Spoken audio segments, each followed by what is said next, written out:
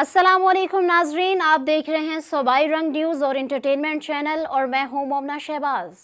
सबसे पहले नजर डालते हैं आज की अहम खबरों पर। रुख करते हैं नौशहरा का। दीगर शहरों की तरह नौशहरा में भी 150 ग्राम रोटी 30 रुपए पर फरोख्त हो रही है, जो कि गरीब अवाम के साथ जुल्म है, जिससे आम शहरी महंगाई की चक्की बेपिस कर रह गया है। इस हवाले से तफसीलात बताने के लिए टेलीफोन लाइन पर मौजूद हैं हमारे नुमाइंदा सरफराज दुरानी। जी सरफराज, बताइएगा क्या तफसीलात हैं नौशहरा में रोटी की कीमत के हवाले से। जी बिल्कुल, देखें दीगर शहरों की तरह नौशहरा में भी 150 ग्राम रोटी 30 रुपए पर फरोख्त हो रही है। ननवाई ज़िला के सदर हाजी Jahanzeb Khan, general secretary Halim Khan, senior नायब सदर इम्तियाज़ खान ने कहा है कि अगर रोटी की कीमत 30 रुपए हो गई है तो इसका वज़न भी बढ़ाकर 150 ग्राम कर दिया है।